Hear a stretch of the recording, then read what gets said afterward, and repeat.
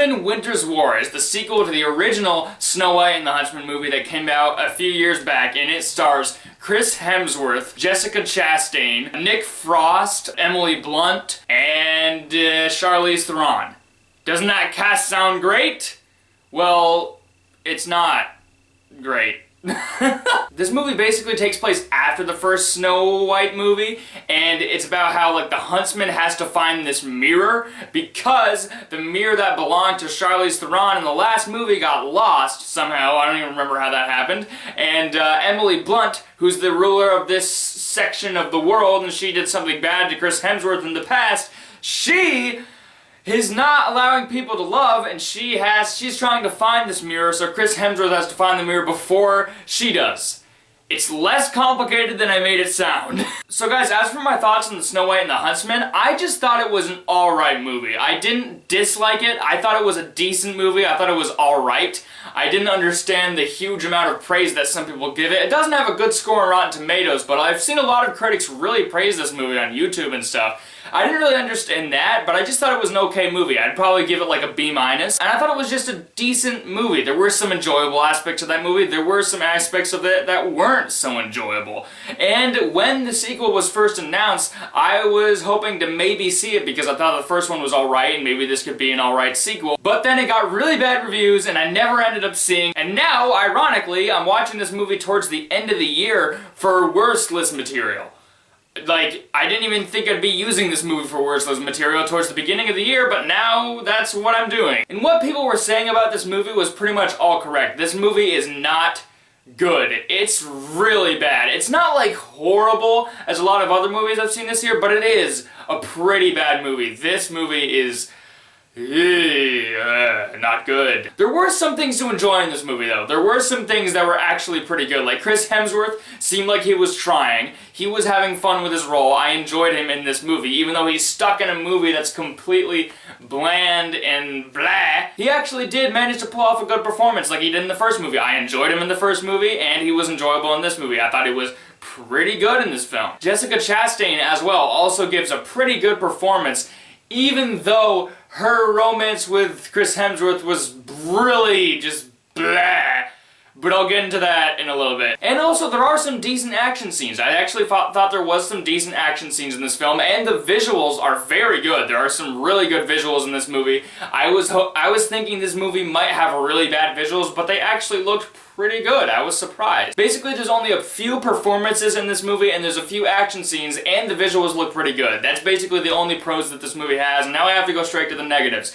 This movie is super boring. This movie is boring as heck.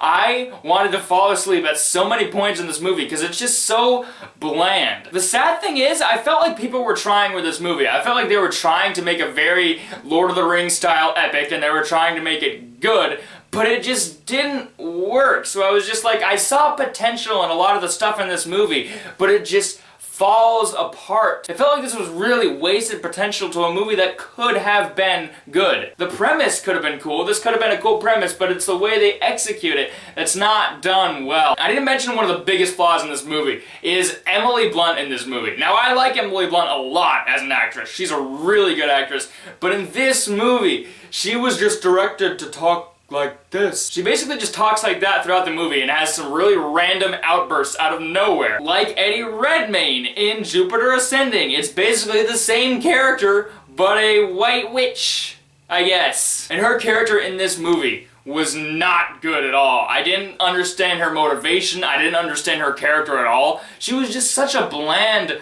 boring villain, and I didn't like her in this movie. She was just blah. And I'm sad to say that because Emily Blunt is a really good actress, but the direction was just not given to her clearly in this film. And also, there is a big romance between the Huntsman and Jessica Chastain in this movie, and their romance did not work. Both actors seemed like they were trying. Both of them really seemed like they were trying. But throughout the movie, they don't really have any chemistry. And throughout the movie, there was a misunderstanding that happened between these two characters earlier in the prequel part of this movie. And there's a misunderstanding that happens between them. So for the majority of this movie, Jessica Chastain is mad at Thor. I'm just going to call him Thor because that's shorter than Chris Hemsworth. And throughout the movie, she's really mad at him and irritated with him, even though you know in the end of the movie that they're gonna get together. So it's such an unnecessary thing, and you could have had this romance be really good if you didn't have her hating on him the whole movie. And the stuff that happens with the romance was just so predictable. It was so obvious what was gonna happen, and it was just bleh.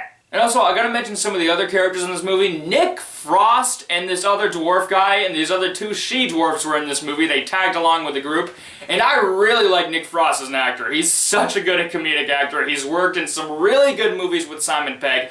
But in this movie, he's so out of place. I mean, in this movie, he has no idea what he's doing. He's supposed to be the comic relief of this movie, but he literally had no point. None of the dwarves had any point. They were just there for no reason at all. Whenever they tried to pull off a joke in this movie, I just felt awkward. It was a very weird, awkward scene, which is weird because Nick Frost is such a good comedic actor. And also, one of the worst things about this movie was when they brought back Charlize Theron's character. Because in the first movie, she died. But when she came back, it was just so rushed and so weird, and it wasn't explained correctly. So she's just back, and it's just like, okay, why are you back again? The explanation for her coming back was so rushed, and it was almost just like the filmmakers were just like, hey, Mad Max Fury Road was a big success last year. Let's bring her in this movie because she's Furiosa. Let's do that. Whee!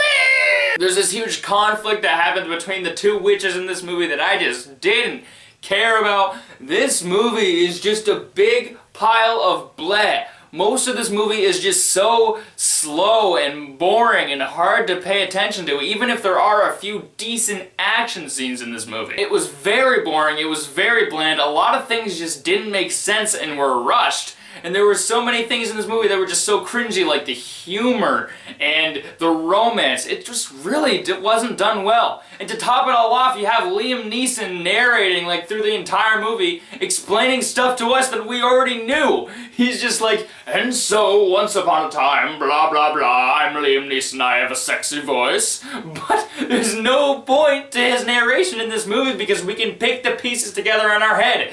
The only point of Liam Neeson's narrating in this movie was to just spoon feed all the information into our mouths that we could already put together. It was like, why is Liam Neeson in this thing? He's just narrating. Guys, I'm gonna give The Huntsman Winter's War a D+. Like I said, not one of the worst movies this year. It has some passable things about it, but overall it is really bad. I was upset with this movie, even though I kind of knew it would be bad going in because of the reviews and stuff, but still. You see guys, this is the movie you should watch. Don't waste your money on Huntsman Winter's War. Watch this classic film. Do you understand me? Don't waste your time on Huntsman Winter's War. If you like my review of Huntsman Winter's War, be sure to like this video, be sure to subscribe, be sure to comment your thoughts on Huntsman Winter's War if you side below in the comments. And be sure to follow me on Twitter and Instagram. And I'm seeing Arrival this weekend, so look out for a review for another good movie. Yes, I'm getting really tired of reviewing bad films, but it's for my worst list and it's all gonna be worth it. I can't wait to do my worst list at the end of the year. Bye bye.